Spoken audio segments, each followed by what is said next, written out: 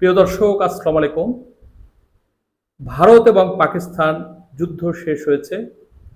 গত সোমবারে রাত ৮টায় ভারতের প্রধানমন্ত্রী নরেন্দ্র মোদী জাতির উদ্দেশ্যে একটা ভাষণ দিয়েছে।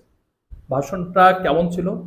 উদ্ধতপূর্ণ, অহংকারপূর্ণ, জাতিবিদ্বেষ চরম রূপে ফুটে তুলে সে একটি ভাষণ দিয়েছিল।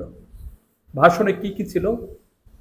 সে বলেছে যে চরম প্রতিশোধ নেওয়া হয়েছে জঙ্গিদের বিরুদ্ধে, এবং যে সরকার বা যে রাষ্ট্র জঙ্গিদের পক্ষে কাজ করে বা জঙ্গিদেরকে মদদ দেয় তাদের সাথে কোনো কথা নেই। আমরা চরম একটি আঘাত করেছি তাদেরকে। জঙ্গিরা ভাবতেই পারেনি এরকম আঘাত তাদের বিরুদ্ধে আসতে পারে।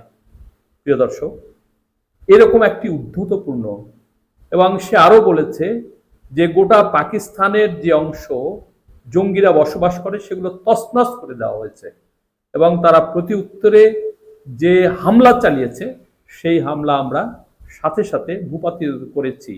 আমরা ভারতের মধ্যেই সেগুলো প্রবেশই করতে দেইনি। পাকিস্তানের সঙ্গে কথা হলে সন্ত্রাসবাদ নিয়েই কথা হবে। পাকিস্তানের সঙ্গে কথা হবে শুধুমাত্র পাক অধিকৃত কাশ্মীর নিয়েই। সোমবার জাতির উদ্দেশ্যে ভাষণে স্পষ্ট জানিয়ে দিলেন প্রধানমন্ত্রী নরেন্দ্র মোদী। তিনি বলেন, জঙ্গি এবং জঙ্গিদের সমর্থনকারী দেশকে কোনোভাবেই সমর্থন করে না ভারত। তিনি তার ভাষণে বলেছেন, পাকিস্তানকে যদি বাঁচতে হয় তবে সন্ত্রাসবাদীদের মদদ দেওয়া বন্ধ করতে হবে, সন্ত্রাসবাদের পরিকাঠামো নির্মূল করতে হবে। প্রধানমন্ত্রীর কথায় আলোচনা এবং সন্ত্রাস একসাথে চলতে পারে না, জল আর রক্ত একসঙ্গে বইতে পারে না। তিনি বলেছেন, মানে তার কথার মধ্যেই ফুটে উঠেছে যে পাকিস্তান জঙ্গিবাদের সমর্থক, এবং এই জঙ্গি হামলা তারাই করেছে, এবং তাদের সাথে কোনো অবস্থাতেই কোনো আলোচনা বা কোনো কথা হতে পারে না। যদি পরবর্তীতে কোনো কথা হয় তাহলে তাদের অধিকৃত যে কাশ্মীর, সেই কাশ্মীর নিয়েই কথা হবে। তার মানে কাশ্মীর তাদেরকে ফিরিয়ে দিতে হবে। গত ১২ এপ্রিল পহেলগামে হামলার পর পাকিস্তানের জঙ্গি ঘাঁটিগুলি ধ্বংস করতেই গত ৭ মে অপারেশন সিন্দুর অভিযান চালায় ভারত। তার ৫ দিন পর প্রথমবার সোমবার রাত ৮টায় জাতির উদ্দেশ্যে ভাষণ দেন প্রধানমন্ত্রী। ভাষণের শুরুতেই তিনি ভারতীয় সেনার সশস্ত্র বাহিনী, গোয়েন্দা সংস্থা এবং বিজ্ঞানীদের স্যালুট জানান। তিনি বলেন, অপারেশন সিন্দুর উৎসর্গ করা হলো দেশের সমস্ত মা ও বোনদের প্রতি। তিনি বলেন, অপারেশন সিন্দুরের পর জঙ্গিরা বুঝতে পেরেছে মা বোনদের সিন্দুর মোছার পরিণাম কি হতে পারে। তার মানে তাদের যে স্বামী মারা গেছে এবং সেই স্বামী মরার কারণে হিন্দু নারীদের মাথার যে সিন্দুর থাকে সেটা মুছে দিতে হয়। ফলে তার একটি প্রচন্ড প্রতিশোধ নেওয়া হয়েছে পাকিস্তানের উপরে এই হামলা করে, সেটাই তিনি বোঝাতে চেয়েছেন। এবং এই নারীদের জন্য এই যুদ্ধকে উৎসর্গ করা হয়েছে। প্রধানমন্ত্রী বলেছেন, অপারেশন সিন্দুর সফল হয়েছে গোটা দেশ একত্রিত ও ঐক্যবদ্ধ থাকায়। যখন সবার আগে দেশের স্বার্থ আসে তখন তার ফল পাওয়া যায়। পাকিস্তানের সন্ত্রাসবাদকে গুড়িয়ে দিয়ে শুধুমাত্র সন্ত্রাসবাদী সংগঠনগুলিকেই নয়, তাদের মনোবলও গুড়িয়ে দেওয়া হয়েছে। তিনি বলেন, এই অভিযান দেখে হতাশ হয়েছে পাকিস্তান। ভারত আক্রমণ চালিয়েছে তাদের সন্ত্রাসবাদের মূল ঘাঁটি গুড়িয়ে দিয়েছে। দর্শক, আপনারা এতদিন যে খবর দেখলেন বা পেপার পত্রিকা দেখলেন, CNN দেখলেন, বিদেশি বিভিন্ন ধরনের টেলিভিশন দেখলেন, পত্রিকা দেখলেন, সেখানে কি ছিল? সেখানে ছিল যে ভারতের অনেকগুলো রাফাল প্লেন সহ অনেকগুলো জঙ্গি বিমান ভূপাতিত হয়েছে। সেটা J-10 নামে চায়না যে জঙ্গি বিমান, সেই জঙ্গি বিমান দিয়ে। আর এখানে সে কি বলছে? মানে বলছে যে তাদেরকে একদম গুড়িয়ে দিয়েছে। দরকার হলে এখন মানে তারা আরো করতে পারে এই বিষয়ে, কিন্তু করবে না, যেহেতু পাকিস্তান তাদের পা ধরেছে। বিভিন্ন দেশকে দিয়ে যুদ্ধবিরতির জন্য তারা অনুনয় বিনয় করেছে। মানে এমন কথা, যে কথা মানে কোনো মূল্য নাই। মানে সবাই কি চোখ বন্ধ করেছিল? তাদের দেশের মানুষকে যেভাবে বুঝায়, মানে যে ভাষায়, যে উদ্ধতপূর্ণ এবং যে দাম্ভিক যে কথাবার্তা নরেন্দ্র মোদী বলছে, এগুলো কি সত্যি? দর্শক আপনারা তো জানেন। মোদী বলেন, পাকিস্তান সন্ত্রাসবাদ মোকাবেলায় ভারতকে সহযোগিতা না করে পাল্টা আমাদের স্কুল কলেজ সাধারণ মানুষের ঘরবাড়িকে নিশানা করেছে। তার মানে সে বলেছে যে পাকিস্তান সন্ত্রাসবাদ নির্মূল করার জন্য সে কাজ করবে, কিন্তু সেটা না করে বরং হামলার পরেও আসলে করা উচিত ছিল না পাকিস্তানের।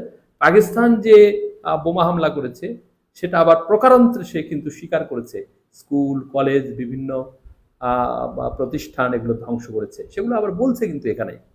পাকিস্তানের ড্রোন ক্ষেপণাস্ত্র ভারতের হাতে ধূলিসাৎ হয়েছে।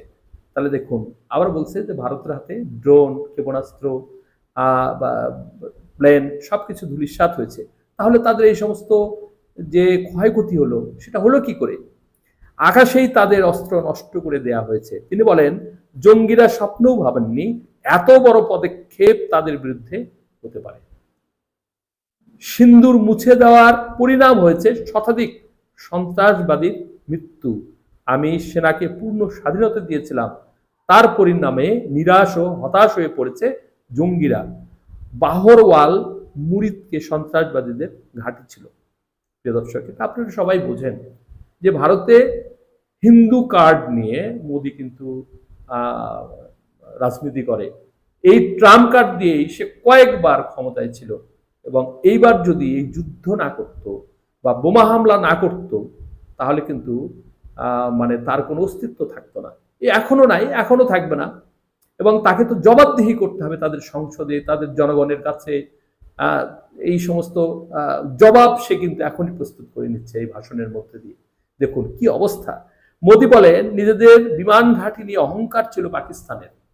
তিনি বলেন, আগামী দিনে পাকিস্তানের কোন রকম সন্ত্রাসবাদমূলক পদক্ষেপকে এভাবেই শক্ত হাতে মোকাবেলা করা হবে। ভারতের বায়ু, নৌ ও স্থল সেনা বিএসএফ লাগাতার সতর্ক রয়েছে। নতুন স্বাভাবিকতা তৈরি করেছে সেনা। ভবিষ্যতে প্রয়োজন হলে আবার জবাব দেবে ভারত। কোন নিউক্লিয়ার ব্ল্যাকমেল ভারত সহ্য করবে না। প্রিয় দর্শক, আর পড়ছি না, কিন্তু বুঝেন, মানে ভারতের সাথে পাকিস্তান যে সমঝোতা করেছে বা যুদ্ধবিরতি দিয়েছে বা যুদ্ধ বন্ধ করে দিয়েছে, এটা সম্পূর্ণভাবে পাকিস্তান নাস্তানাবুদ হওয়ার পরে তারা বিশ্বের বিভিন্ন নেতাকে ধরেছে এবং তারা মোদীকে অনুরোধ করেছে। সেই অনুরোধের ফলে যেহেতু তারা পর্যদস্ত হয়েছে, আর প্রতিশোধ নেওয়ার দরকার নাই, সেই কারণে সেই যুদ্ধটা বন্ধ করে দিয়েছে। সমস্ত প্রতিশোধ সে নিয়েছে। ভবিষ্যতে যদি তারা আবার এই সন্ত্রাসী হামলা করে তাহলে পাল্টা হামলা মোদী করতে পারবে। এবং এখানে মোদী তখন কোন রকম কোনো কি করবে না, উস্কানিমূলক মনে করে তখন সাথে সাথে আক্রমণ করতে হবে। সে কিন্তু যা বলল না, যে সেটা হলো যে ভারত তছনছ হয়েছে, তাদের ঘাঁটি গুড়িয়ে দিয়েছে, তারপরে সবচাইতে যে রাফাল যে যুদ্ধ বিমান তার উপর তারা ভরসা করেছিল সেটা যেতেই প্রথম দিনেই সেটা আক্রমণ করে ফেলে দিয়েছে। তো এই সমস্ত কিছু বলল না। তো যার কারণে এই অহংকার, এই দাম্ভিক যে বক্তৃতা সেটা সে গত সোমবারে রাত 8টায় জাতির সামনে সে ভাষণ দিয়েছে। যাক, তার জাতির সামনে সে যেভাবে প্রকাশ করেছে সেটা তার মর্যাদা রক্ষার জন্য হতে পারে। প্রিয় দর্শক, আজকে এ পর্যন্তই। সকলে ভালো থাকবেন। আল্লাহ হাফেজ।